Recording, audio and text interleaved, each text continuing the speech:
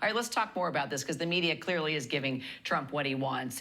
Legal analysis now, the Manhattan indictment of former President Trump. Let's talk more about it. Trial attorney and former federal prosecutor Neama Rahmani, along with former FBI agent and professor at Yale University. What a combo. Asha Rangappa, great to have you both. Neama, you know, the judge in this case has now signed this order allowing the DA's office to acknowledge the indictment publicly, as we just mentioned. But what does this really reveal to you in how you think this is going to all play out? Because right now we're all speculating because you really never know what's going to happen with Donald Trump.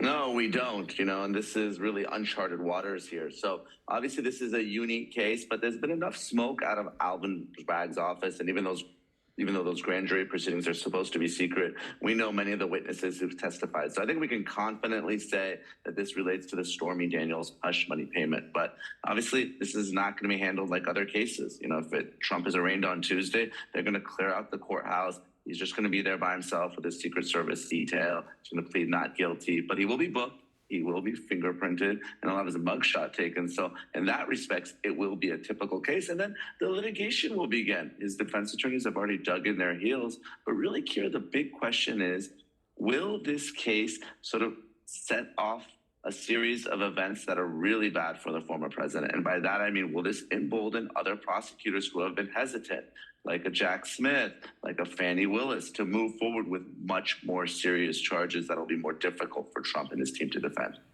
Right. All the other investigations surrounding Trump that are still sort of sitting out there, and we're waiting for results from those as well. And Asha, just as Rick mentioned, and you have said, the media just keeps giving Trump what he wants as well. It's a pattern, and he loves it. You even called it the first mover advantage. Yes, in the judicial system especially, there are institutional norms about silence. We've seen this with the grand jury secrecy, the fact that the Manhattan DA's office doesn't speak publicly. Prosecutors typically speak through their filings. But what this creates is an information vacuum where Trump can make claims and sort of set the narrative before anyone has a chance to respond. And we saw this last week when he claimed that he was going to be arrested on Tuesday, and we all got into a frenzy, and of course that didn't happen. So, I think we have a couple of days of this kind of information vacuum until the indictment is unsealed. We need to be very careful about what he says and taking it at face value, because he doesn't know the charges. He won't know them until they're unsealed either. And then I would also say that once they are unsealed and he moves into this rules-based framework, it's going to be a lot harder, because then he's going to have to answer to facts and evidence. There's going to be the court of law, the court of public opinion. I think his lawyers want him to shut up and only do the court of law, but I think he's going to try to do both.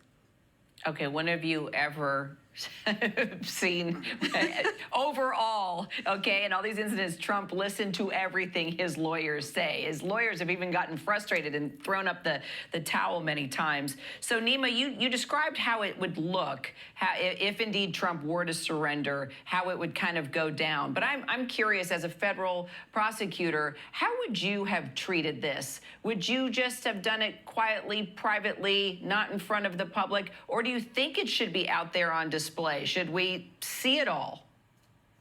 No, you shouldn't. I mean, the advantage you have as a prosecutor is that element of surprise, right? Grand jury proceedings, they're supposed to be secret. Same with those subpoenas. I put more than 1,000 people in federal prison, and never once did a defendant know that an indictment was coming. But here, because of different leaks from the DA's office and, really courtesies that are given Trump and his lawyers that other folks wouldn't normally have. They had a chance to meet with the DA's office, and no other defendant would have that opportunity.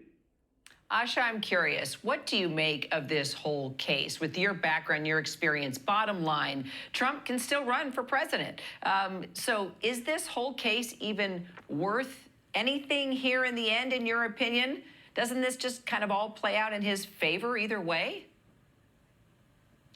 Well, I think that the rule of law does not take that into account. And we need to make sure that, when there's a violation, if the state of New York believes that there's a harm that needs to be vindicated, they should be able to bring this. I think, as Neama mentioned, he's gotten a lot of courtesies. We've seen this in this case. We saw this in Mar-a-Lago, where he was given repeated opportunities to return classified documents. But at some point, we do need to uphold the maxim that no person is above the law.